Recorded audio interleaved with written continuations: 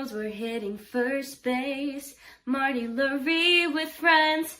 Home run, you know the ways and the trends, the stories all with the mitch of the block. It's Marty and friends.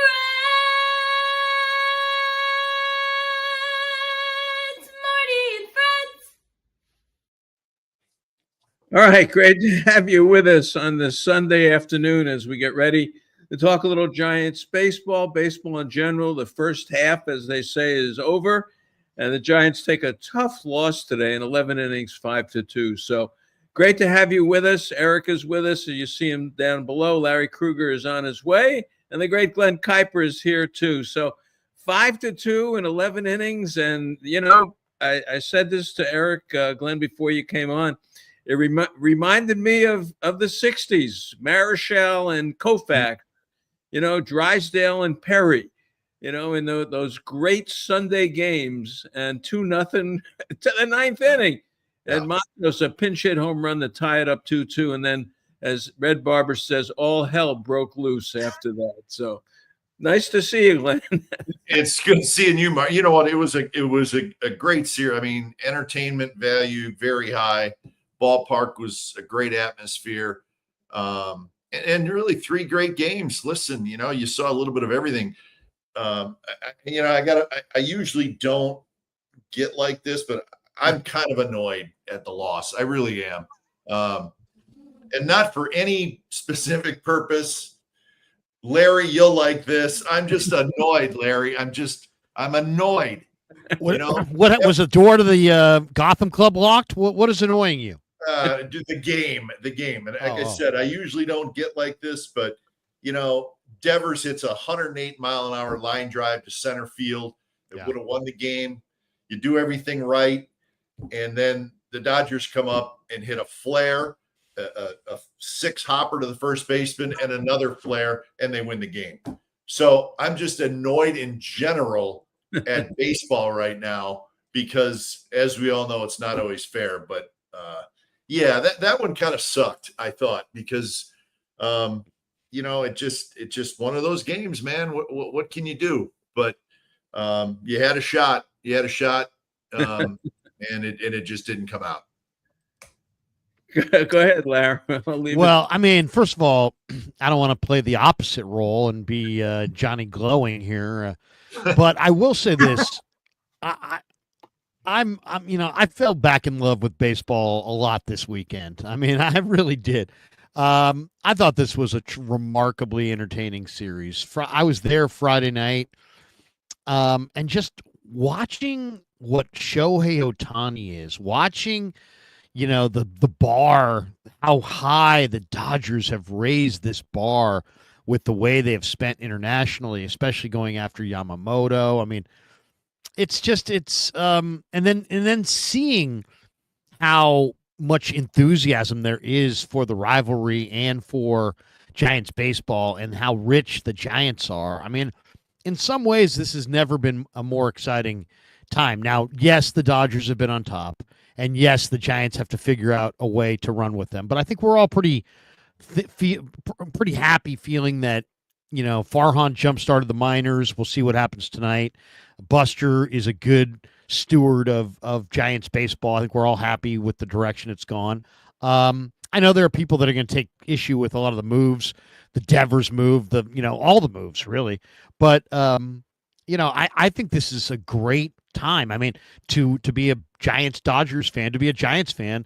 I mean, watching Ohtani do his thing as a pitcher, and then Saturday as a pitcher, Friday night as a hitter, looking at this Dodger lineup, it's just ridiculous with Betts and Freeman and Will Smith and all these guys, Pages and all these guys. I mean, they have so many good players.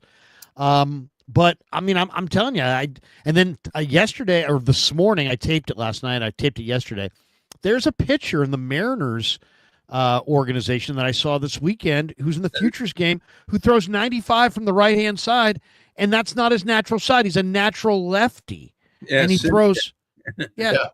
I mean, what? I mean, this guy is going to be one of the most, if this guy can do what he's doing at the futures level, which is, right on the cusp of the big leagues, at the big league level, he's going to be one of the most valuable relievers, maybe the most valuable reliever in the history of relief pitching. So just the advancements. And then I looked up some of Ruth's stats. It's like Ruth was just an incredible pitcher. I mean, it's funny, we talk about Ruth, but we don't talk about Ruth the pitcher. But yeah, Ohtani is the modern day Ruth. And I never thought, when I watched Barry, I thought I'd never see anybody that I thought was more compelling. But I mean, how could you get more compelling than what Ohtani is right now?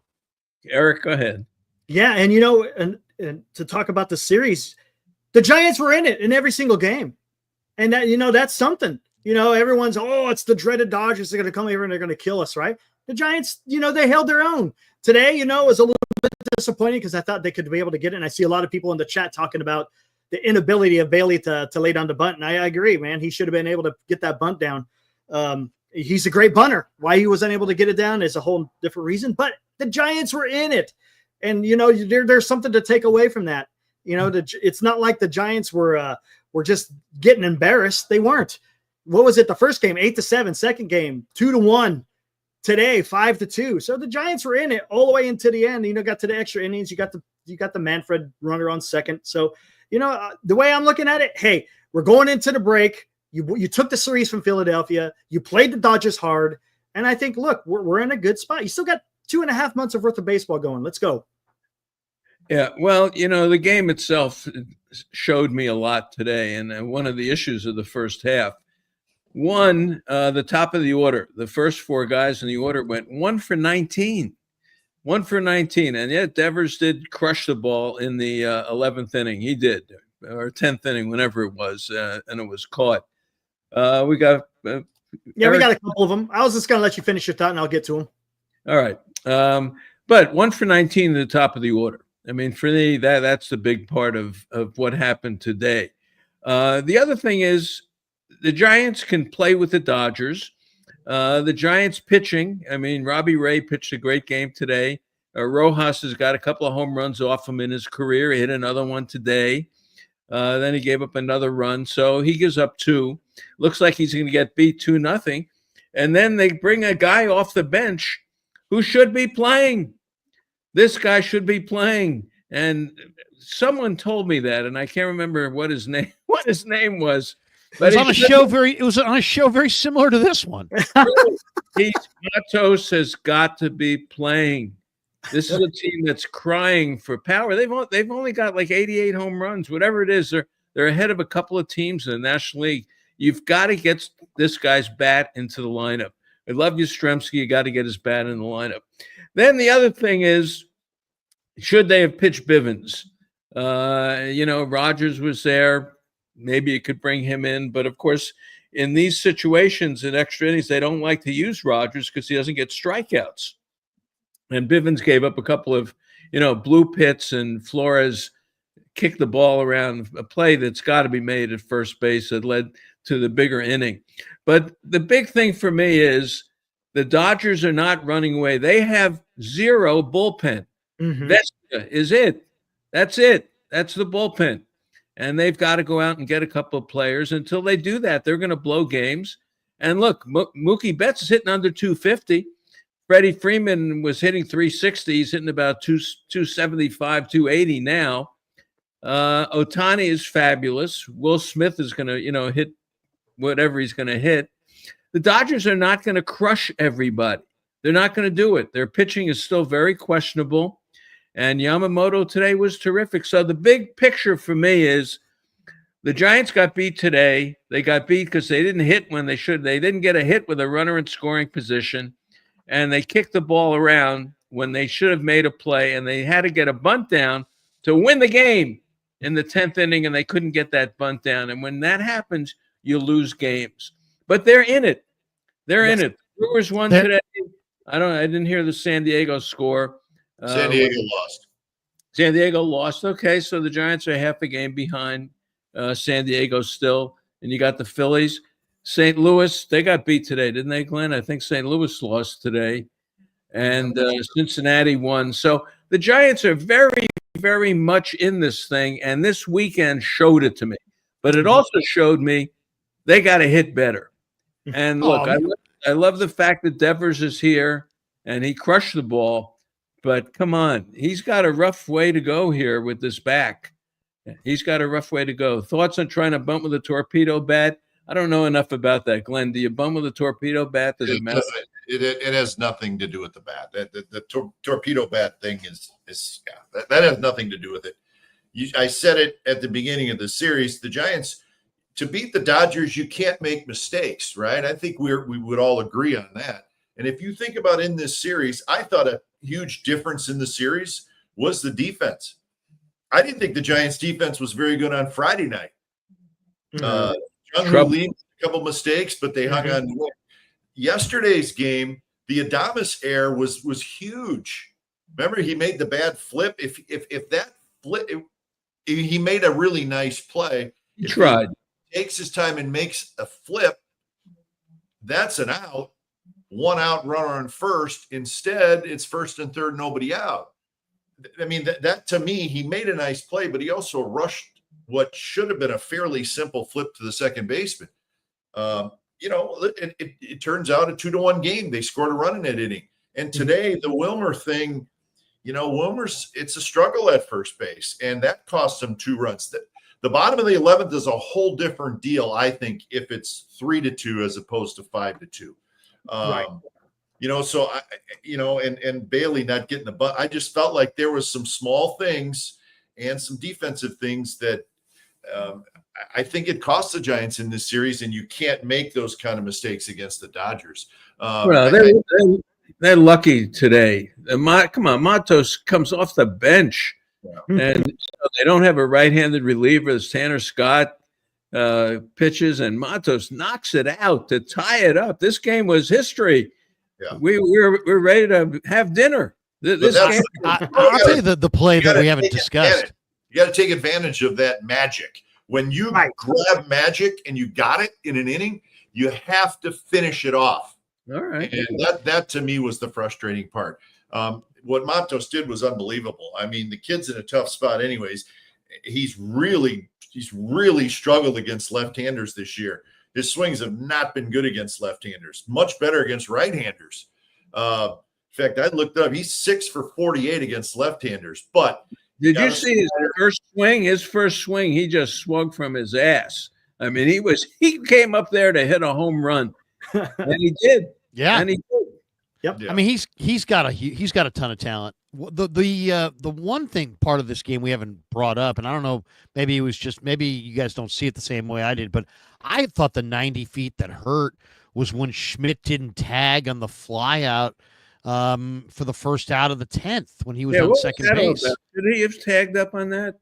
I mean, I know Outman caught it. It wasn't deep, but it wasn't shallow either. And to me, it was in that kind of 50-50 zone. That was the 90 feet they needed, because then he scores on the Devers, dead shot to center. He didn't even get the tag on the dead shot to center, by the way, either. Yeah. But I think it would have been a really close play, Larry. I think it would have been. Point is a good one. I think he's probably thinking, listen, I can't make the second out at third base. I have to give another guy a shot to knock me in. But yeah, I mean, you could have pushed it there a little bit, but I think it would have been a close play at third. But yeah, it's frustrating. Games like that this was frustrating. That was frustrating. The other thing that frustrated me was that, Bivens, K's Will Smith throwing 97. And I don't know, to me, it just seems like he underthrows his fastball. I mean, Freeman is a 297 hitter in an era where 297 may as well be 330. I mean, it's hard to hit in this era. When you see guys hitting almost 300, that's something. And he bloops that single to score Outman to give him the lead. And, and then, of course, the led to the Teoscar ground ball and the bloop single to right, and everything, the wheels came off. But to me, it seemed like he K's Smith with 97, and I don't know that he threw a fastball again. Yeah, I think Freeman hit a little slider because he hit it off the end of the bat. Mm-hmm. He was jammed. I thought he got jammed on it and just got the bat. I think it was a breaking ball that he hit off the end. But either way, I mean, And again, that's the thing. It's like, they didn't hit a ball, over 70 miles an hour, and they had 3 straight hits. And hey, you think Flores just panicked trying to get that out at first? He could have. He's just not. He's not a great defensive player. Yeah, exactly. Listen. The reality is, guys, they don't want to play him there, but they don't have the only way to get his bat in the lineup is to play him at first. I think they need to get Devers out there when he's ready. That'll help the situation. But listen, they don't want to play him there. They get that he's not very good at first. Mm-hmm. We've seen it. We saw it on Wednesday when the Phillies blew out the Giants. But earlier in that game, there was a couple throws from Chapman that were low, but they were just barely in the dirt or not in the dirt at all, and he missed them. Mm-hmm. It's the first base thing. It's a big deal. So your best case scenario is to get Devers out there, and then you can DH Wilmer. You don't have to worry about it, but we don't know when that's going to happen. So you get Devers can kill it at first. I mean, you do not want to see him at first. We don't want Wilmer at first either. He's going to be better than Wilmer. No, then get Dom Smith in there late in the game. Then you got to get. I think they would have done that, but Flores' bat was due up 11th inning. He ended up making the final out, but at that point he's in there. It's a 1-run game. You still got a chance to tie it in the bottom of the 11th, and one of your best clutch hitters is up third. So that's probably why they left Wilmer in the game. But man, frustrating. I mean, here's the thing with the Giants, and we can't just talk about the issue the entire time. So we always wind up talking about these secondary issues. Now we're talking about Flores' defense. We're talking about Bivens, pitch selection and things like that, and random relievers and their ability to keep guys on base and that kind of thing. But here's the reality: the Giants had 8 total hits over the last 2 games at home in beautiful weather in their home yard against their arch rivals. So, yeah. I mean, 8 hits, that ain't getting it done. And I looked this one up because, I knew it, but I knew it was a gaudy stat. And sure enough, it is. The Giants offense in the first half, they've gone 97 games. Okay. They've scored 0 runs, 1 run, or 2 runs in 27 of the first 97. That's almost 30% of the games, and they're 3-24 in those games. Mm-hmm. So that is the issue. They're not scoring enough runs, and it's making us talk about the defense and the pitching and all these other things. But in reality, it's just they're not scoring enough runs. So they got to figure out a way, either a lineup combination that works. Now, Marty and I talked about this yesterday, and I fully concur to the point where I would argue aggressively for it. You got to have Jung-Hoo up top. Okay, you can't have Yaz, who I know he's been decent in this first half, but you can't have Yaz, who strikes out a lot, up top. Yaz has got to be 6, better 7, better 8. And I think you got to – Jung-Hoo is a talented player, but I don't know. I don't know what you guys see. I'd love to hear it. But to me, he has no consistent plan at the plate, and it's because he's all over the lineup, and I don't think he knows what he's being asked to do. Let's see him up top, take some pitches, work some counts, get on base. I'd love to see the money up top. I'd love to see Jung-Hoo and Adames and Devers 1, 2, 3 for like a couple weeks instead of juggling it and putting leadoff guys up top. I don't want to see Ramos. I want to see Ramos down. I want to see the money up top. Give me your guys' thoughts on Jung-Hoo up top, leading off. I like that idea. Yeah, I think Larry's right about all these different things we're talking about, but I think he's right on with this. The biggest problem is they're not scoring enough runs. I think it's if they can just get a little better offensively, they got a shot. But what we haven't seen yet is it seems like they can't get more than a couple guys hot at any one time. So right now, Willie Adames is swinging the bat better, right? He didn't do much today, but he's had a pretty good month, right? So Adames looks like he's back. I think you go, when you start talking about Ramos and Devers and Adames and Chapman and Jung-Hoo, those are your guys, right? But right now, the only guy that's doing anything is Adames. I mean, I looked up the numbers, guys. Ramos, and this includes today, 9 for his last 60. That's a 150 average. Devers, since he's been a Giant, he's 18 for 89. That's a 202 average with 9 RBIs. Chapman, since coming back, 6 for 32. Jung-Hoo will have a good game, and then he won't do anything for a couple of games. They got to get this group going as a group, not just one guy. Well, Willie's hot. That's great, but nobody else is doing anything. And the guys at the bottom of the order, that is what it is. I think Schmidt will help down there. Bailey's Bailey. He's going to play. We got to live with what he does offensively. And then you got the Matos and Yaz situation. So the lineup thing is interesting to me, and I think Larry has a point.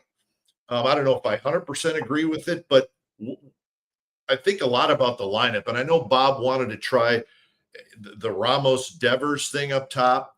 Well, now neither of those guys are doing anything, so now you just don't have any momentum offensively.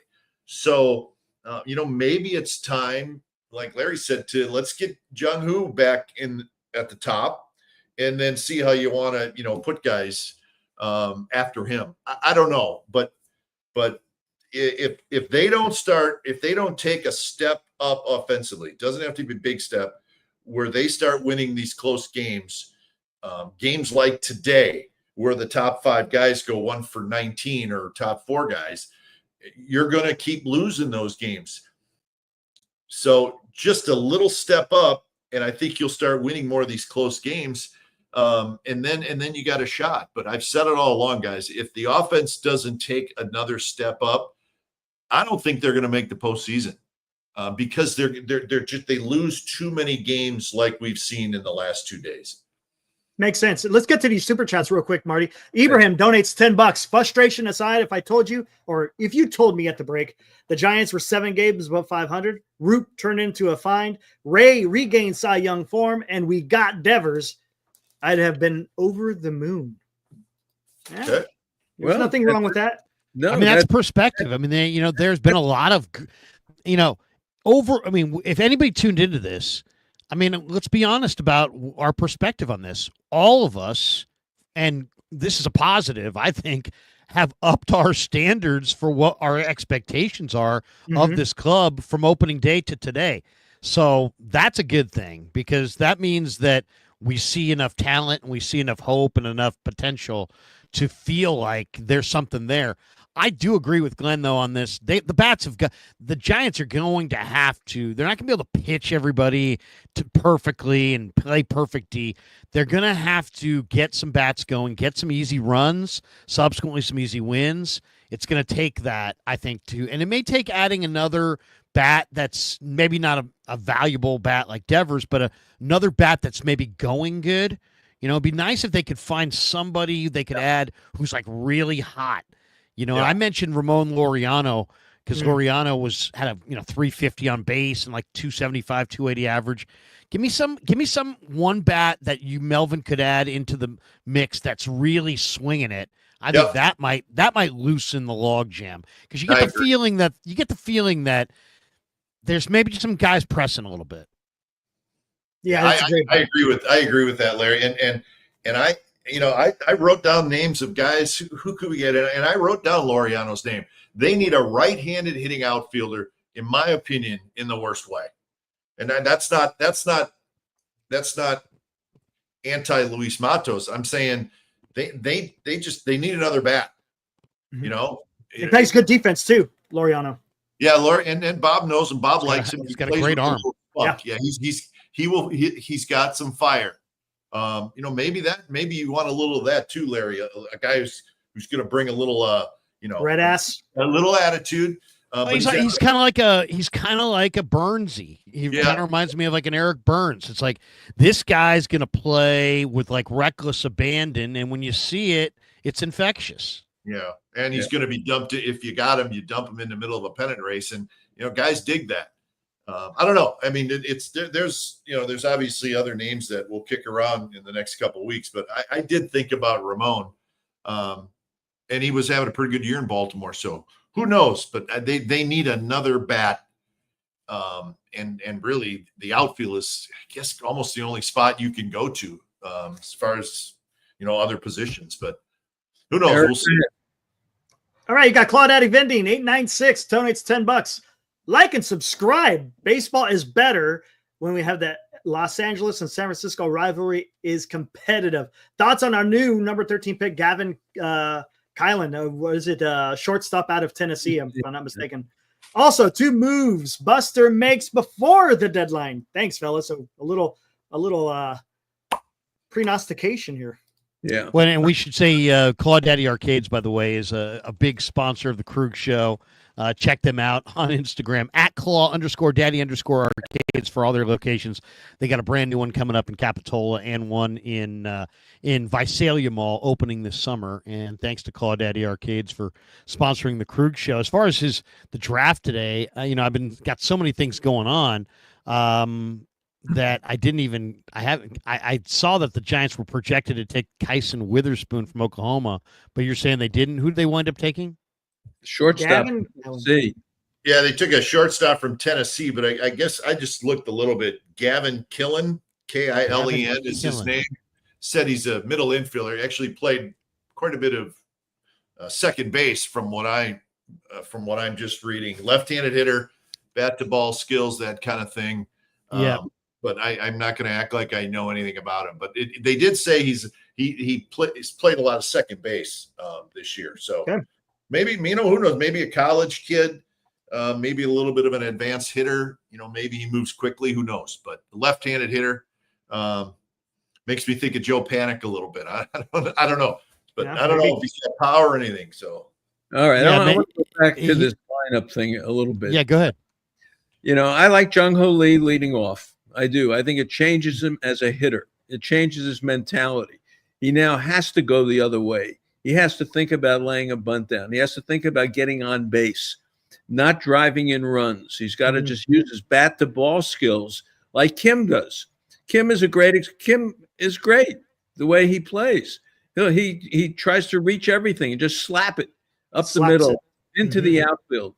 Whatever he can do. He won the game for him on Saturday with a base hit. They just slapped. That's the kind of hitter Lee has got to become. Right. I want him first. The guys who are here have got to hit. You can add Laureano, who's a nice player, but come on, it's Laureano. Well, what is he going to do, really? He's not going to turn this thing around. Adames has got to hit, and he's got to get fastballs to hit. If you bring in pitchers who can throw breaking balls, he'll never get a hit. So he needs somebody behind him who's a threat, so he'll get some fastballs to hit. And that's what Lee needs as well. He needs somebody behind him. Devers is the key to the whole picture for me. He is your number 3, your number 4 hitter. He crushed the ball today. He's crushed a few of them that have not gone out of the park. And then he swung. He's got almost 30 strikeouts, and Glenn says 90 or 100 at bats. It's just too many. He's got a bad back. He's into anti-inflammatories. They said a disc. He's in trouble. He's got to hit. That's critical. Chapman is Chapman. He's going to hit some, and he's not going to hit some. That's the way he plays. Flores, you're going to have to. I like him coming off the bench. I like Flores late in the game. Someone said that in the chat about Flores coming in late in the game. Bring Dom Smith in to play. Bring Flores in late in the game to pinch hit. I like that. But the whole thing for me is you got to have the guys who are here get the job done. Ramos has got to get the job done. He's popping up a lot. Yeah. Get him out of the top of the order. I think he's tired. Yeah, he looks tired to me. I mean, maybe get him out of there. Get him deeper in the lineup where he can get hits and do some damage and drive in a run. But he's not going to drive in runs when he's got Bailey ahead of him and he's got Schmidt ahead of him. These guys are still as much as we love Schmidt and we love Bailey, there's still projects at the plate. There's no question about it. There's still projects at the plate. Matos, I think, has got some power. And this is a team that needs power. So they will pitch. They got the best pitching in the National League. They got the best bullpen in baseball. That will be enough to keep them into this thing. But the guys who are here now have got to hit. If you can get a Josh Naylor, yes, will help tremendously to have another bat in the lineup. But you could bring in Hank Aaron. And if the other guys don't hit, it doesn't matter. The other guys have got to hit, and they're not hitting. And then 1 for 19 at the top of the order was the big deal for me. So you got to get these guys better. Adames needs better pitches to hit. And if Devers is doing damage, he's going to get them, because then you're going to go right after Adames. You don't want to walk him and have a guy on for Devers. Same thing with Lee. If Adames starts doing something, Lee is going to get better pitches to hit. It's got to be done here, but I'll say it again, what I said in spring training. They got the best pitching. What do they need to answer the question? I think they need a starting pitcher. I think at some point, and you can't get one in August. You can't say, gee, it's September, we better get a starting pitcher. You got to do it now. And they have to get a starting pitcher, and they probably could use another bullpen guy. They probably Mark Simon was on the show not that long ago, and he was talking about the Giants' number 3 pitcher is not on the roster currently. He's playing on another team somewhere. I'm guessing that's what he's trying to say. The Giants need Landry's a lot of fun, and he's getting better. Yes, he is. But if you can't is he going to start game 3 of a playoff? No. Is he, you got Robbie Ray and Webb. You got 2 fabulous pitchers, and you got to have something. Is Roop going to throw 175 innings? You got to deal with it now. You can't wait till August or September and say, oh, it's time. I'm sorry, Birdsong's not right. Birdsong should be in the bullpen. The guy was fabulous for an inning or 2 out of the pen. Put him in there. He's a shutdown guy in the bullpen, and they need that. So that's my thought. The guys who are here have got to get it done. I mean, the only thing is the guys that are here. I mean, it's now, we're almost approaching August, and the guys that are here have proven, only thing they've proven is they're not good enough offensively. Well, I threw out Laureano. I mean, Laureano today went 2 for 3. He's hitting 284 with a 350 on base. He had a double. He hit his 11th home run of the year. I don't think it's a one-bat situation. I think they're a couple bats away, to be honest. LA has a lot more firepower. Devers was brought here to give them a lot of firepower. As you said, he's physically probably not right. It was still an awesome trade. Yeah. But Buster made a point, and I heard it earlier today. I think it was either on NBC Sports Bay Area. It might have been on the pregame show. Where Buster basically came out and he just said, hey, look, it is time for us to set a tone. He came out, he said, it's really important for us to establish an identity. And basically what he's talking about is establish a new identity as winners, as an organization that's going to fight the Dodgers tooth and nail. So I don't think this year's like every other year. I think it's a pivotal year. I think it's a year for the Giants to send a message. Now, the team that I would call is the Orioles, and I would try to get Ryan O'Hearn as well. I think the Giants need another option at first base. I think they need another outfield bat. If you could throw Zach Eflin or something like that, another arm in there, great. But I think they're geared arm-wise to do it from within. And I think the arm you need might be one that you already have in Wisenhunt. So I'd like to see Wisenhunt promoted between now and, let's say, the 20th. So like a week. I'd like to see him promoted in the next week just to take a glimpse, see what he looks like, see if you think he can help you or if he's only a trade piece going into the final week of the trade deadline, before the deadline. But, yeah, I think they're a couple bats away. I really do. I mean, their defense is what it is. They're pitching. They're going to go pitching, with what internally, I think, unless it's a marginal player. I mean, if you could get into Roldis Chapman and a lefty reliever who could close some games, that would be awesome. But and I'd be willing to move Luciano. I'm willing to move some of the prospects to try to go for it this year. But I think Baltimore's the team. They're 11 under or whatever. They got destroyed 11-1 today. They're about ready to give up hope on the year. They've got O'Hearn, who's doing really well offensively at first. He would be a nice upgrade. And they have Mullins. I mean, they got all kinds of guys that you could definitely use. I think they're a good match for the Giants. Yeah, you know what? I've thrown the name, and I think they need a starting pitcher. I think they need a reliever, and they need a hitter. I mean, I think we could probably all come pretty close to agreeing on that. You know, and there's two tiers if you think about it, guys. Do you get the veteran guy that's not going to cost you a lot, that you know has some battle scars and he can pitch in the postseason? I've thrown this name out like a Charlie Morton, right? I mean, a real veteran guy. Yeah. Or do you drop down, one.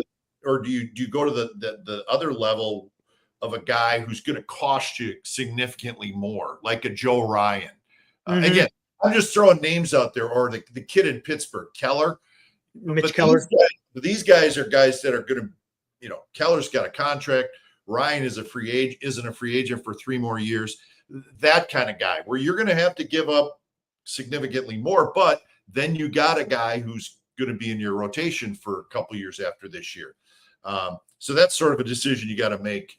I like the former. I like the idea because I think there's real advantage. I mean, maybe some too many conversations with Ned Coletti, but I really believe that guys do learn from one another at the big league level. I don't believe necessarily in coaches, but I do believe that the veteran players really do teach the game to the younger players. I think there's a major advantage to having a Verlander in the room, and I would love to see the Roops and some of the young arms, the Wisenhunts, and these guys around a guy like Charlie Morton. I mean, Charlie Morton's a big game professional. He's done it in the playoffs in October. He's a pitcher. He's a power arm guy, but he's a pitcher. And I think you can't go wrong that way with those veteran pitchers. And it's not going to cost you as much either. I mean, you can get it. You can get a guy like that for probably maybe a mid-level prospect. You're not going to have him. Don't you have him in Verlander? I was just going to say, it's a 40-year-old pitcher. Well, why would you want to have another 40-year-old pitcher? Well, I mean, we're talking about 2 months. We're talking about August and September. We're not talking about next year. We're not talking about, I don't care how old the guy is. If he's a veteran guy that's got some battle scars and pitched in big games, all right, and he's got something left. And again, we keep using this name because it's an example of Morton, where he wasn't pitching very good at the beginning of the year, but now he is pitching good. I got no problem with that. Like Michael Wacha or Lugo. Yeah, how about Lugo? I threw a name out last week that I loved what I saw from Adrian Hauser from the White Sox. Adrian Hauser's a good one. Yeah. He's not a career dominator by any stretch, but you know what? He looked really good against the Giants, and I didn't think anything there was accidental. That is a pitcher with multiple pitches who's going good. That's a good call, Larry. I think the Giants have thought about him too, because they saw it. It's not going to cost them a lot. And he's with the White Sox. So the White Sox are, they're looking to move a guy like that, who I think will be a free agent at the end of the year. But, that's a good call. He's not a big name guy, but you don't know what, it's not so much about, well, he's going to take Verlander's place. No, it's not that. It's like, well, Roop's good. Verlander's fine. The Birdsong thing is a huge question mark. And at this point, I'm not worried about who's going to start game 3 of the postseason. I'm worried about what do you got to do to get there. You better hit. Right. You better hit. You better hit. You got pitching. You got pitching. And look, we're only, as you point out, we've only got 65 more games to go. It's not like you got to have 30 starts. Yeah. Give me another 30 days. Give me 3 or 4 great starts for the rotation, and keep me in this thing to September. Yeah. That's what I'm asking. I got a super chat question. The great philosopher Captain Obvious once said that a team with a lot of streaky, inconsistent hitters will yield a streaky and inconsistent season. There you go. You can't argue that, and that's kind of what we're right now. What we're hoping for is 2.5 months where they can find some consistency with that offense. The bullpen is the best in baseball. And let's face it, you get a lead in the 6th inning. Walker's been pitching pretty well now. Lucchesi is good enough right now. As from the left, they need somebody else. And then you go to Rodriguez, who's outstanding. And then you get Rogers, who You're going to see 2 ground balls to second at bet. That's all he's given up. And then you go to Duvall, who, as crazy as he is, he's been, he's got the arm. He showed it today. He looks like he's in trouble, and then somehow Bailey brings him through the inning. I don't know how he does it, but he's got the Brian Wilson vibes, no doubt about it. So they do have the pen, and they've got decent starting pitching. How about Chris Martin? The big tall guy. He's in Texas. I always liked him. And Texas probably has people who are available. So maybe one guy, maybe someone like that, as opposed, I love Spencer Bivens. Bivens is a great story, great guy. But maybe you need a regular relief pitcher, a guy who's done it his whole career to come in. The Dodgers have no right-handed reliever. They got Trevino and Yates, and they got Kasparius came in today. They're in big trouble, the Dodgers. You can catch them. You can put more pressure on them. You really can. And so we'll see. But you got to hit. I mean, their guy is blown. Scott has the most blown. I mean, the Dodgers would be running away and hiding if Scott had a tremendous first half. He has 7 blown saves. Is there a team that has more meetings at the mound? Oh, I know. And if you do anything, you get a bloop single to the opposite field. Pryor gets an itch, and he just has got to get out there. Hey, if you put in a pinch hitter, and it could be the first hitter of the inning, he'll come out and talk to you. And he did. I think Pryor. I thought saw something around Pryor's wrist. Maybe he's getting his steps in. Maybe they did it with Matos. Matos pinch hit. He comes running out, has this big conversation, and runs back in. Matos swings from his ass, so he wants to hit it out. It was the hardest swing I've ever seen. And then he throws a bloop to him, a little hanging curveball that he fucking crushes. Destroyed it. Hey, I got a question for you guys that I was thinking of when I was watching this game. Since we've all watched baseball a long time, who do you guys see when you see Yamamoto? Is there any? Because there is a guy. Now maybe maybe I'm a comp guy, but I see a very strong comp. First of all, he's a great pitcher. How long ago? What's your comp? How long ago? How about the guy from he's Boston? a guy from the late 80s. How about the guy from Boston, the Japanese pitcher from Boston? Remember that guy? Oh yeah, he had the gyro pitch and all that. Deal, Daisuke Matsuzaka. Daisuke. That deliberate look. He's what about who is the Levon Hernandez half brother, El Duque? No, yeah, well, El Duque was like Gumby. He was really bendy. This guy's like a machine. He's very deliberate. He's small. Think about it this way: he's small in stature. Freddie Norman. He's small in stature. He's a righty who's small in stature, but he has a power arsenal. But he also can paint with multiple pitches. He reminds me of David Cone. David Cone? Yeah, that's fair. You know what I mean? Because, you're looking at him going, where's the power coming from? Right? There's no length or angles or anything. And I was always amazed how much power Cone had in his arsenal. But then Cone also could paint with multiple pitches on the corners. I thought Yamamoto was fantastic today. Yeah, I thought he was awesome. Hey, and what did he throw? Really, he's four seam, right? But he has command, and then he got great command. Yeah, he's right on the edges and off. But he took a couple of curveballs. Yeah, he spins a pretty good curve in there. He doesn't throw it a lot, but it's there. No, Schmidt, I think it was. Schmidt missed it by a foot. Yeah. Well, Schmidt's looking at it for a fastball, which you got to be careful with those guesses.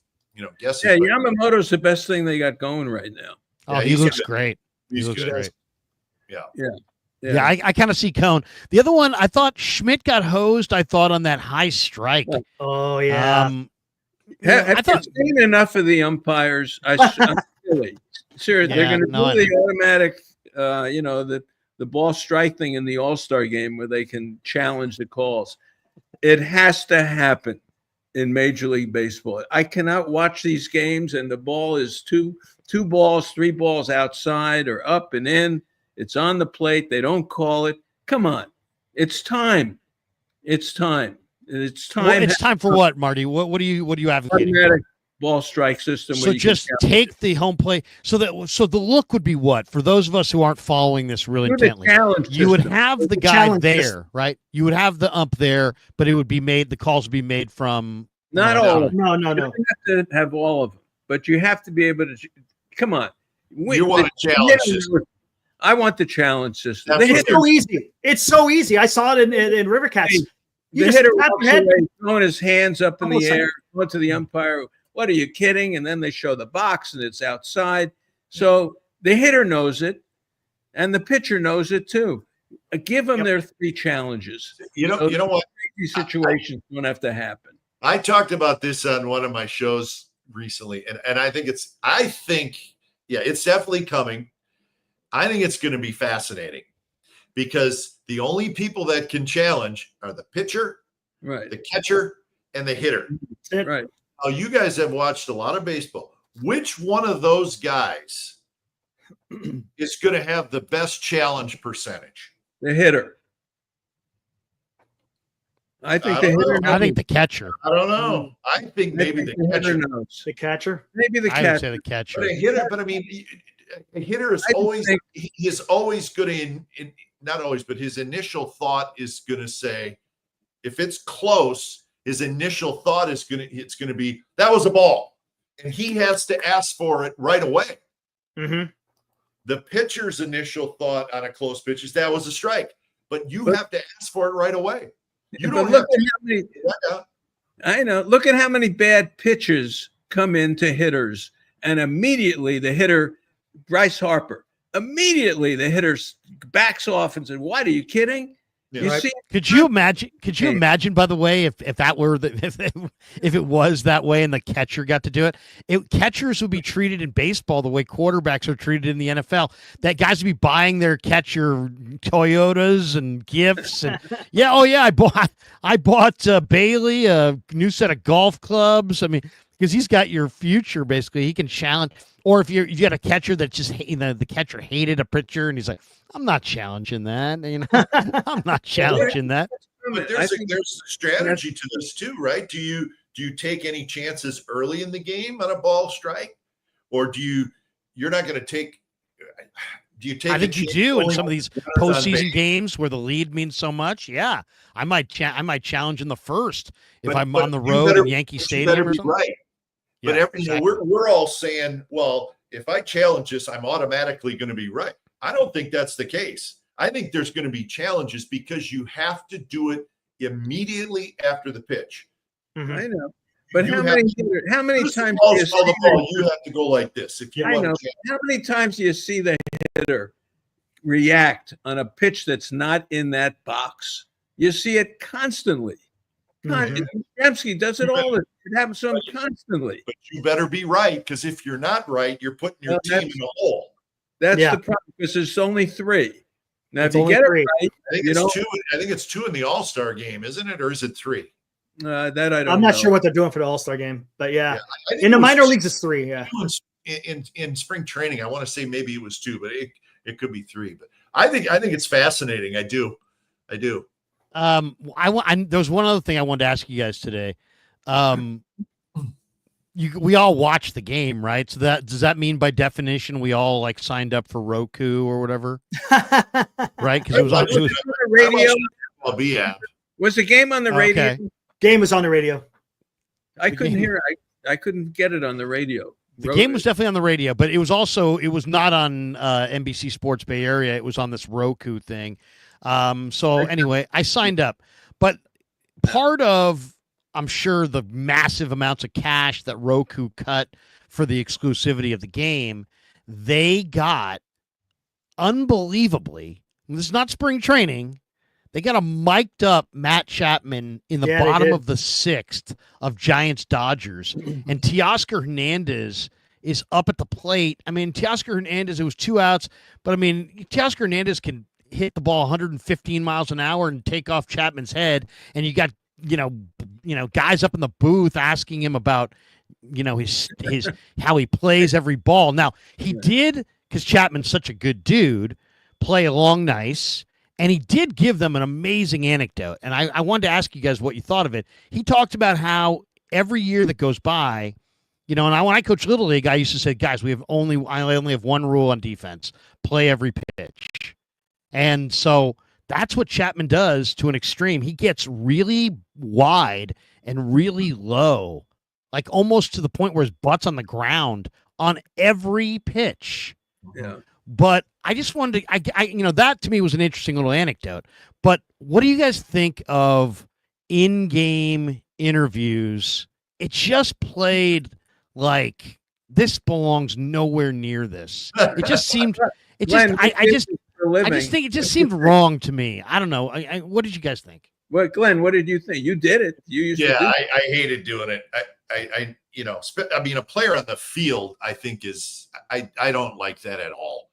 I know with the A's, occasionally, if the starting pitcher came out of the game and he was done, he'd pop a headset on and we would talk to him. But even that was weird. It's just, I'm not a big fan. A player on the field, I don't like. I know, TV executives think it's the greatest thing ever, and I get it. But a lot of these executives are thinking it's something different, right? But when ESPN does it, well, then Roku's got to do it, and NBC's got to do it, and so if they see it out there, then everybody thinks, well, they just did something cool. We got to do that. But who knows? I mean, listen, these guys, these players, maybe they're getting paid to do it. Something to Maybe. think about. I think it's a line that should not be crossed. If we can close our eyes right now and say, we're 20 years from now, Jaden Daniels will still be playing in the NFL, and he'll be in Super Bowl 100, and he'll be rolling right, about to throw a pass, and he tells a joke because he's mic'd up. That will not be sports at its finest. That will be sports taking a step back, in my opinion. Say this: the interviews of the players are generally a little interesting. You get better questions. You get better questions. You get some better reactions, and they are in the field, so you get the feel of that happening. The interviews of the managers are worthless. Yeah, that's bad too. Absolutely worthless. Yeah, Absolutely. It should not be part of anything. When I see that coming, I just put it on mute. Those are the last questions I wanted. They'll never tell you anything. Yeah. I'll tell you what would be really, really interesting is if all of a sudden we got a chance to hear from Buster or Sabes back in the day, like an executive sitting in a suite who's keeping score, who's really smart, who knows it. It's like, what does he say? What doesn't he say? It's still kind of awkward, but at least you're not crossing the line of talking to the competitors, and like to see Chapman trying to position himself and communicate with the other infielders, and it just was so out of place. And it was like, I know somebody who's thinking, wow, that was awesome, but I don't think it was awesome. Well, I think it's a look behind the curtain. It doesn't offend me as much as the manager does. Yeah, that one is. And Glenn, you've done the manager. Yeah, that's the manager world. It's a joke, Yeah. and the only reason it's done is because you can say, well, we interviewed the manager, but right. I mean, that's it. You're not getting anything. The managers don't give you anything anyways in general, because that's the way they are. They keep it close to this. And then an in-game one, no. We did it with the A's. We'd interview Bob, and Bob's been doing this for 25 years. He's not going to say anything, but some people want to be able to say, yeah, but we interview the manager, every Friday night. To me, it's just a waste. I don't think it's good TV at all. I don't. I think it's show me the game, right? Show me the game. Right. Fuji donates $2, says it seems distraction if I'm a pitcher. Well, they're not going to be. Have they done to the catcher for the Yankees a couple of years ago was pretty good. Remember that Trevino? They had him mic'd up in the playoffs. I think, wasn't that him? I can't. I thought he was pretty good. Don't remember that. Remember the catcher for the Yankees? I think that's who he was during the game. Well, that's the catcher, man. That's like the most That was important pretty guy good. out. Yeah. I thought that was okay. I mean, listen, if you want to do this stuff in an all-star game, Yeah, Right. right. then I'm okay with it because I don't care who wins. I'm not locked in on it.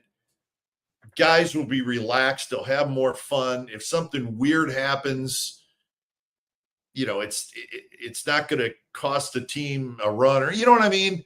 It's for March. It should be done in March. It's a March move. Yeah. It's great in March. Are you kidding me? If I'm watching and all of a sudden, you get the play-by-play guy and the color analyst, and they're chopping it up with some guy in the dugout in March 17th in Salt River, I'm loving it. I'd love to have John Washington mic'd. I want Wash. Wash is the guy. He was the best. He was the best interview ever. Yeah, Wash. I'll tell you who was pretty volatile. When I went into his clubhouse was Ozzie Guillen. If there's anybody that I'd like a live mic, I think it would be Ozzie Guillen. Have you ever heard Ozzie Guillen on the White Sox pregame and postgame show? No. Good. Oh my goodness. You can't pull fat. Imagine. That's his greatest line. You can't pull fat. You get fired for saying a lot of the stuff he says. Yeah. Oh my gosh. I can't understand a lot of the things that is going on with him. He's a tough listen. He's a tough listen. I'll tell you, I listened to the Philly pre and post game when the Phillies were in town. Philly, they don't pull any punches. Ricky Batalico, when for Romano, if Romano might as well just pack his bag after listening to Ricky Batalico talk about him. I mean, he's something else. The Phillies do it right, I must say. Yeah. In what way, you mean? Well, they will tell you exactly what's happening. Exactly. I was in a cab one time in Philly, and I'm listening to the guy's listening to sports radio, and I'm listening to this thing, and this guy calls up. I forget what the host and caller's like. Hey, what do you think of Tyson Chandler? And then he's like, what are you obsessed with him? Was he your kid brother? He's like, he asked another question about Tyson Chandler. And he's like, hey, Bob, you've asked me 3 questions. Can I have a question for you? And he's like, yeah, sure. What's your question? He's like, why don't you shut up? And then the cab driver looks over the seat and he's like, these guys are great. These guys are great. How would you like to be doing talk radio in Philadelphia? Everybody hates everybody. Come on, seriously. It's like Larry. It's like Pete Franklin, right? The great Pete Franklin. You flushed this bum. Really? Yeah, exactly. Yeah, that would be a lot of fun. Yeah. New York baseball. Try to explain why a guy didn't tag up when he should have tagged up, and you take the other approach. They'd kill you. They'd kill you. Oh, yeah. Or anybody who doesn't hustle and somebody tries to call up to defend not hustling. Oh, my God. Who was it? Dodgers? I know you talked about this earlier. Who didn't tag up on the fly ball to right? It was Schmidt. No, there's someone on the Dodgers didn't tag up also. The Schmidt was on the Devers ball. But the Dodgers was... No, but Schmidt didn't tag on the ball prior to Devers. On the Bailey ball. Schmidt was on third. Schmidt was on second. And Bailey was the first hitter after him in the 10th inning. He missed the bunt twice. Right. And then he hit the fly ball to center field. But it wasn't quite deep enough, at least he thought, to tag. I was hoping that he was going to tag and give it a go, but he didn't even fake it. Hey, you know what? There's something I wanted to ask you guys about. And I'm not trying to sabotage the show here, but it's completely different than what we're talking about. I really wanted you guys' opinion on this. The Mizorowski kid from the Brewers getting named to the All-Star game. Very controversial. Boy, the more you read about it, I mean, teams are coming out and saying, no, the Giants weren't happy about it. Not the kid's fault, but MLB puts the Brewers young man in the All-Star game after 5 starts. That's it. Right. Now, he's a great show, whatever. I get it. But they're desperate. They're desperate, Glenn, for a young marketable face, Yeah. and they want to make sure they're all inclusive and they have the people in the game that the most people want to see. And I think they're sensing that, like what we're all sensing, that there's this little groundswell of support and enthusiasm for this kid. But if you're right, if we're talking about all-star games are deserved based on merit, and the players believe very strongly in the meritocracy of the whole thing, it doesn't play right. I didn't like it. I thought it was wrong. And I Larry's right. Major League Baseball has always had kind of an issue. They don't promote their young stars very well. They're getting better at it. Okay. But you got 80 all-stars now. Are you going to tell me that there's not a bunch of them that are really good young players that you could really pump up there? You have to bring this kid in? Well, but they don't care about us. They don't care about our opinion. Our opinion doesn't matter to them at all. Well, I think they do, though. That's why he's on there, because they're trying to get – No, but it's also about the same reason Jazz Chisholm's part of Home Run Derby. I mean, he's got 17 home runs. He's hitting with some power. They're trying to engage the Bronx fans because there are so many of them, and they want a younger crowd. The younger crowd isn't gonna say, "Gee whiz, what about Tyler Rogers? You mean he's not on the team?" And they took Mizorowski. They want to see Mizorowski throw 101 miles an hour. But my point is there's enough young star players in the All-Star game that will get young kids interest. There's a ton of young stars in the game now. Yeah. I don't think you have to take this. I don't think it's fair. I don't like what they did. It's not Glenn, let's talk about it though, because the commissioner of the game, I don't think really has a real good feel for all the things that need to be done. So they tried everything, right? They tried the pitch clock, and the pitch clock's been great. But now we're in an era where the pitch clock's been so great, it's worked so well that we don't need this garbage extra inning rule, but we still have it because it was one of multiple ideas to speed up the game. And so now it doesn't affect October because it doesn't happen in October. But I think the two ideas were both good ideas. They should have done maybe one or not the other. The pitch clock worked. I don't think we need to do the extra inning thing. Or how about this? The pitch clock works so well. How about let's do the extra inning thing in the 12th? Yeah, I like that idea. I like that idea. But this one kind of bothered me, and I usually don't let stuff like this bother me too much. But I thought it was a mistake because you still have to show appreciation for the people that should be on the All-Star team. I mean, the Sanchez kid in Philadelphia. Right. Christian Sanchez. Yeah. I mean, it's to me, it's just not right. I didn't think it was the right thing to do.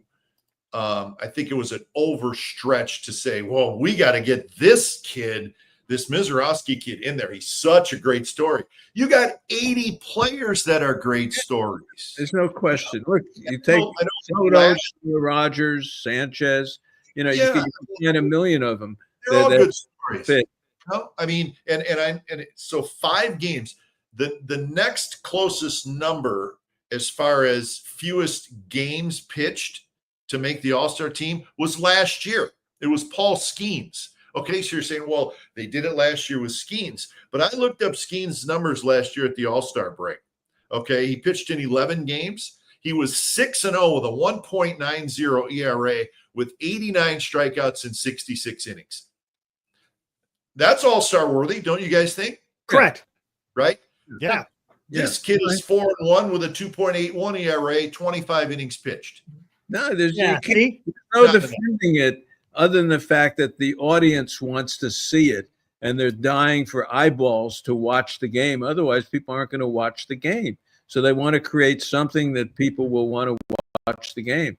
Look, this goes back to 1949. I hate to say it, Don Newcomb, when he first was brought up by Brooklyn. He was brought up like in May, and he made the All-Star team. And he was an African-American player. They wanted to have him in the game. And Don Newcomb was put on the All-Star team after, 6 weeks in the major leagues. So it's all marketing. It's all marketing. But the thing for me is Soto. How do you not have Soto? I mean, he's one of the top players that you want to market as an industry. they don't market anybody. I mean, You know. this Gerangelo Cinci, who's a righty and a lefty, should be marketed aggressively as you got to see this guy. Like, you think Bill Veeck would have been talking about Gerangelo Cinci back if he had played for the White Sox in the 70s? It would be like he'd be on the tip of everybody's tongue. This guy's a legitimate two-way pitcher. That's why the Futures game, by the way, the Futures game, I taped it today, but I mean, they put it in a throwaway Sunday window in the middle of the day in the summertime when everybody's outside. And while the other games are going on, and baseball's very local, so what, are you going to skip watching Giants-Dodgers to watch the Futures game? No, but you're going to DVR it. But, I mean, these are your stars of tomorrow, and you're not marketing them very well. Yeah. No. My thing is like, okay, so this is not the kid's fault, right? I mean, he's just kind of stuck in the middle of this thing. But Jacob Misiorowski, if he does appear in the game, and he probably will, he's going to pitch 1 inning. Now, I don't think that baseball fans all around the country, outside of Milwaukee, where he's the Miz, he's great, he's made 5 starts, are all these baseball fans going to now say, oh man, Jacob Misiorowski made the All-Star. I'm watching this game. I'm going to sit there for 9 innings and hope he pitches. You could ask how many people at Oracle Park this weekend could you pull to the side and say, do you know who Jacob Misiorowski is? Good Yeah, point. right? I mean, that's my point. It's a cool story. The kid is super fun, right? But there's enough talent at the All-Star game that you don't need to do something extra special just to get one kid in there because he throws 103 miles an hour. That's let's see how many people watch the game. Let's see how many people, if baseball has an uptick and people watching, they love the home run derby. More people watch that than watch the game. Now, at least they went back to their regular uniforms again. So now they don't look like, ICE or policemen. You guys watch the home run derby? Yeah, I do, but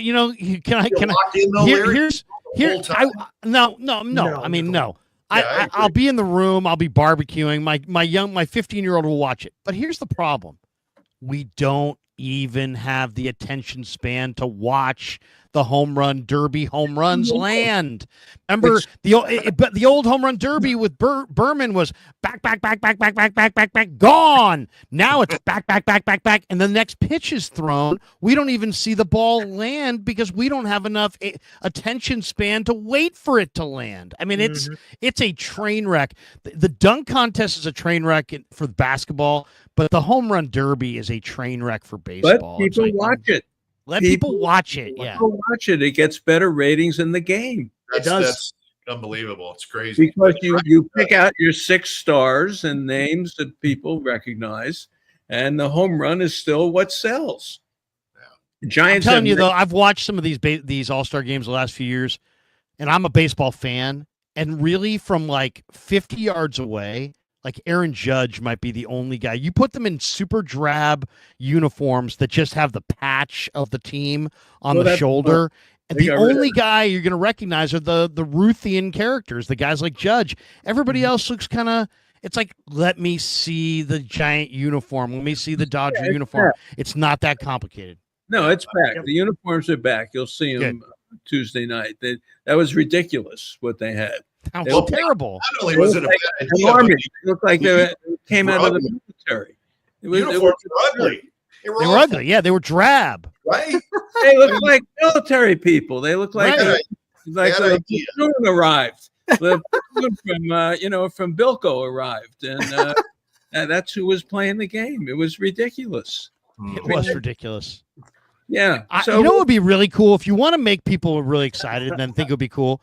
Let each player game means something. How about that? But how about this? Let each player see that these guys. Manfred, I don't think understands the mindset of the fans. Let the players give them like 20 uniforms give as many uniforms as their franchise has ever had. He can choose any uniform and the fans can vote. And let the fans vote what uniform he's in. So now if they want to make it the Pirates with those hats and the pinstripes and the yellow and engage the fan, let that be interactive. You want to have the Giant uniform from the 70s, the 60s, the whatever, the 80s, you pick interactive. That would be awesome. And you'd get the older fans because we're all like, hey, I remember that uniform. And you would get the younger fans because they'd probably the players would pick a lot of the colorful uniforms. It would be such a winner. It would engage people from different eras. I mean, come on. Hello, McFly, McManfred. Anybody in there? That's a good one. I like that. That's a good suggestion. Good idea. I mean, you know what I think is the coolest uniform I've ever seen?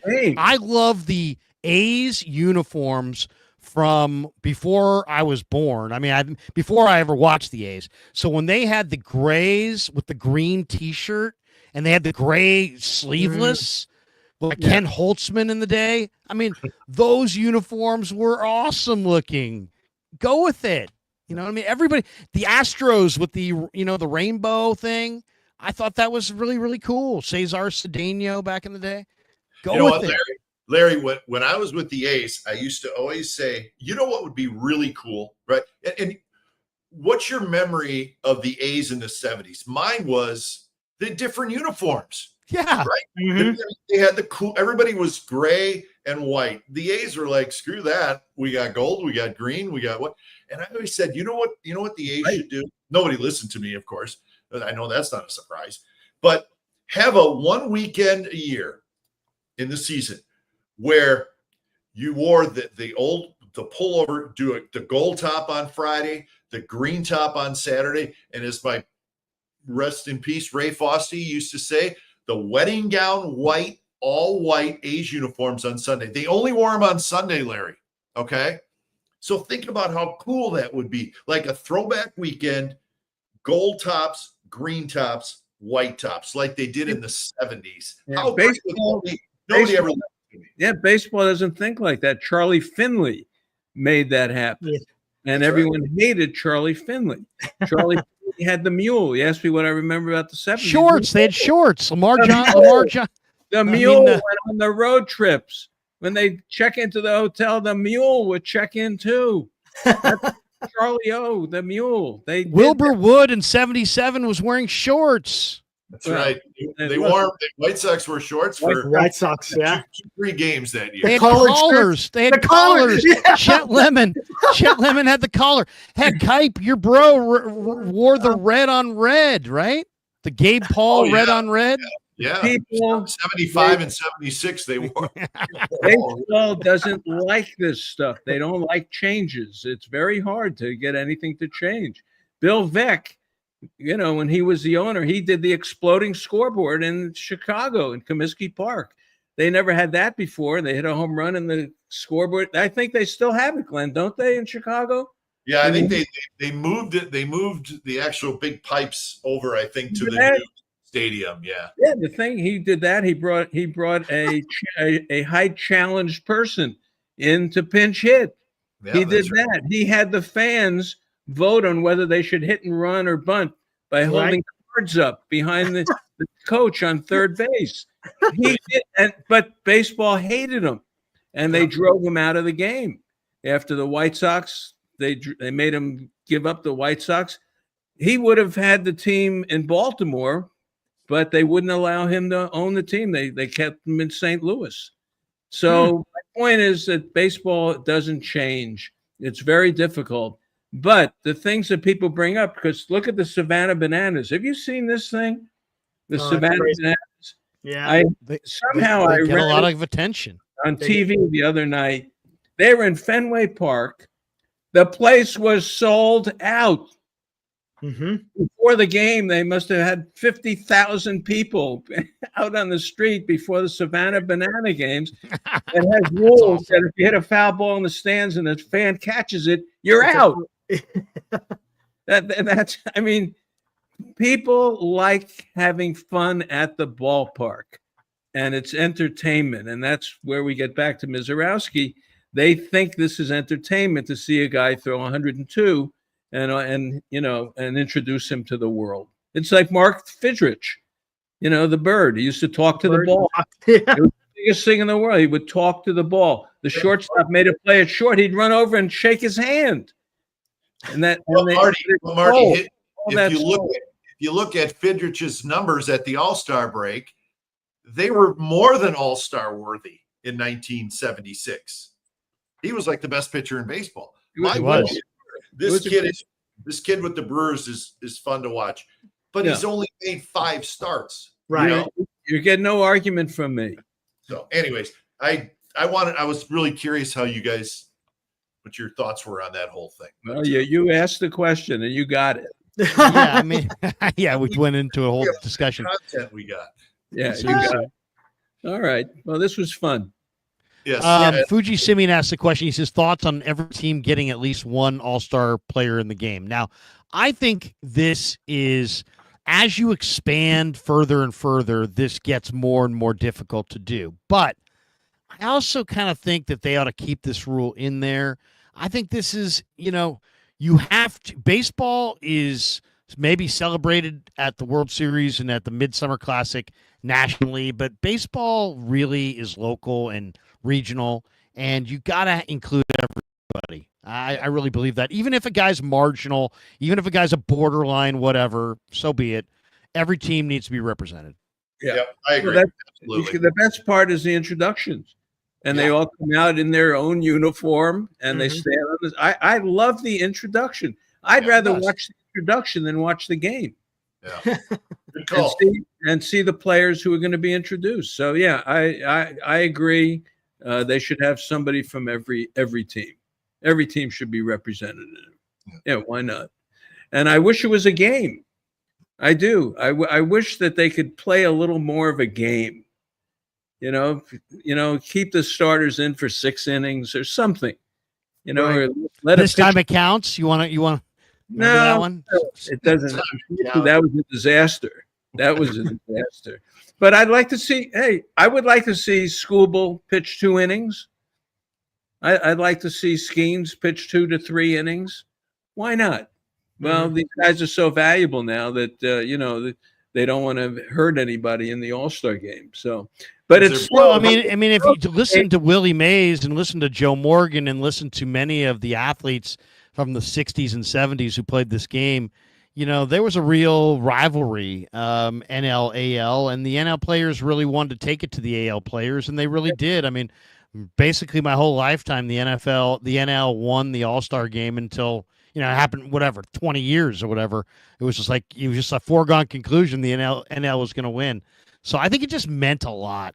It meant a lot to Mays. It meant a lot. I mean, Marty, you've talked to him. It was great. It was the biggest deal.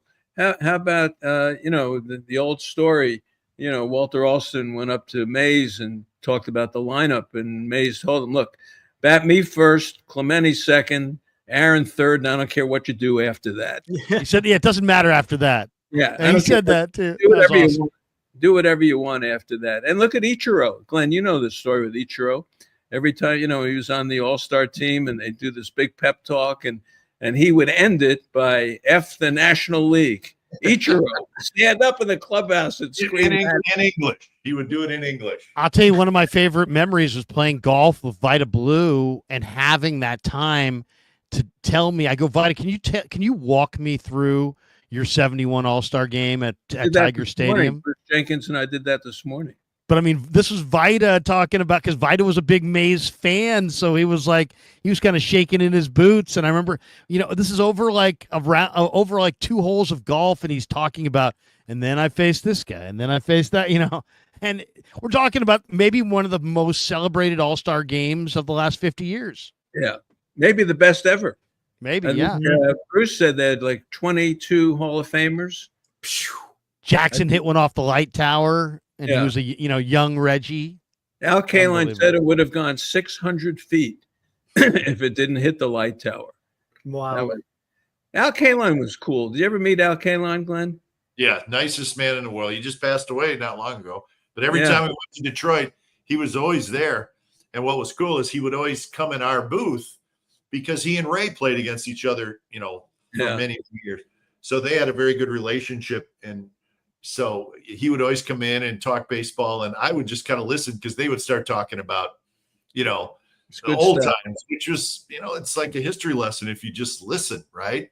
So But it was that's- Al Kaline and Ray Fosse talking, and I was like, I'm just going to listen. This is too good. But yeah, one of the nicest people in baseball. Unfortunately, he's not around anymore, but just a terrific guy, man. What a gentleman. Yeah. I gotta go, guys, but because my wife's giving me that look. I'm supposed to be barbecuing ribeyes here, Let's but I go. would love. I'd love. What's that? But I'd love to, since we've all been doing this for a while. If I said to you guys, the baseball encounter that you think of when I say, give me a really special baseball encounter. I mean, we've all had so many that it's hard to even come up with one. But do you have a special baseball encounter that sticks out maybe above the rest? Well, I was there for Derek Lowe against Terrence Long and that whole thing.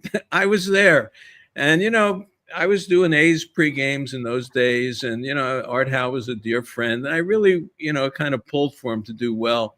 And he was gone, and now Maka is the manager, and I'm friendly with Maka. And it's the Red Sox and the the story, and the A's. It's Game 5.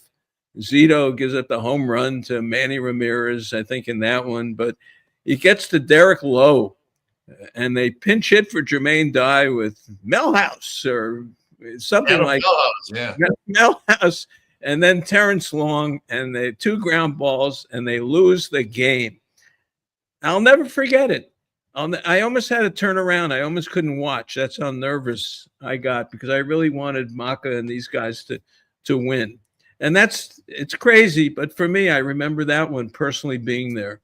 I do. Glenn? Well, I would say it wasn't necessarily a game, but it was, and I've told this story a couple of times, but I went in the Giants clubhouse. I was working for the A's, but the A's were playing the Giants at Oracle Park. This was probably maybe 15 years ago. And if you guys remember, you'd walk in the Giants clubhouse, and Mike Murphy's office was always on the right. Yeah. And I wanted to go in and say hi to Murph. I've known Murph for many years. Murph used to send me Giants batting gloves when I was in college. I was the cool kid that had black batting gloves in college, right? with the Giants logo on them. So I went in and I walked around the corner, and I was going to say hi to Murph, and Willie Mays is sitting there. So I'm like, okay, I got to say hi to Murph, but Willie's right there. So I went and I shook Murph's hand, and I said, hi, Mr. Mays. My name's Glenn Kuiper. And he said, I know who you are. Announcer. You're Kite's brother. You don't have to tell me who you are. I know exactly who you are. And I was like, Willie Mays actually knew who I was for, no reason, right? Maybe he knew the name. I don't know, but he knew exactly who I was. And I walked out of there feeling pretty good. I'll never forget that. It was probably 15 years ago, but that is so cool. He really knew who I was. What more could you ask for, right? That really stands out. Eric, is there one that you've had through the years? There is one I'll never forget. It was my senior year of high school. Me and a buddy of mine, he was a big Red Sox fan. So his father took us it was the night before Ricky Henderson broke the all-time stolen base record. And if I'm not mistaken, it was Roger Clemens was on the mound, and he dealt, and he got the win. And my buddy, he's like, man, I want to go get my Roger Clemens card signed. I was like, all right, cool. We hung out for like 2 hours after. Security guards like, oh, they all left. Don't worry about it. They left. So you ain't going to be able to get no autographs. So there's only like 5 of us just saunting, right? Just walking back. And then a couple of minutes later, the same security guard, hey, Roger's coming out right now. So everybody ran. It was like 5 of us running to him. And I didn't have a card. My buddy had his card though. And we met him. The guy was a dick. Seriously, he goes, if I see any more than one card, I'm done. And I mean, he just, and the guy freaking pitched a magical game. You'd think he'd be all happy and everything. And my buddy got his card signed, Roger Clemens. But yeah, that's an encounter I'll never forget. Man, I have so many, but that I can think of. But the one that really stands out, Agnew, the old program director for KMBR, called me like on a Wednesday, and he's like, Krueger, I got an assignment for you. And I'm like, oh, okay. It should be good. Am I going to like this? He's like, well, you're going to have to do it no matter what. And I'm like, all right. So he goes, Tony LaRusse is having an art foundation dinner at Silverado after tomorrow's day game. It was the Giants Cardinals on a Thursday. And he's like, and we're going to do a special remote from Silverado. And Lee J's going to be up there. And I just need you to host it and just come in, just get in and get out and stay out of the way. And I'm like, okay. And I go, who's going to be there? He's like, oh, there's going to be a bunch of people. It'd be great. I'll give you the list. So then he hands me a list. And I look at the piece of paper. It says Tony La Russa, Bill DeWitt, the owner of the Cardinals. This is in the 90s. So Jack Buck is on the list.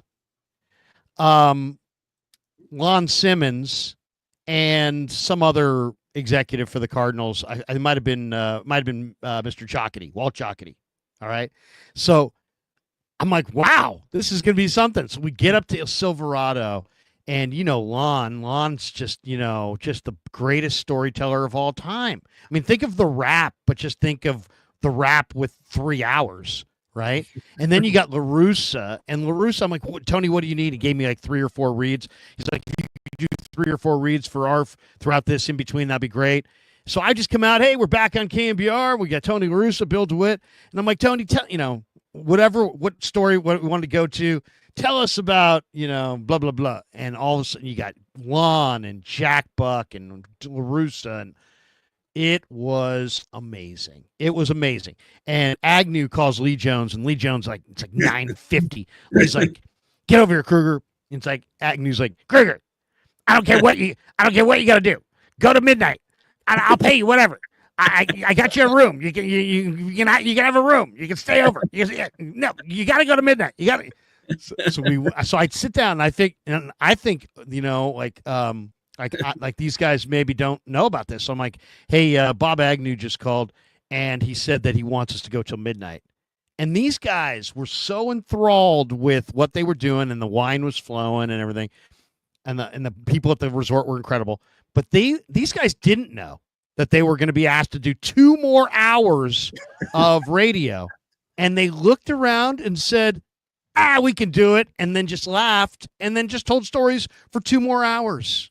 Yeah. And it was amazing. And I was a 26-year-old radio guy sitting there going, whoa.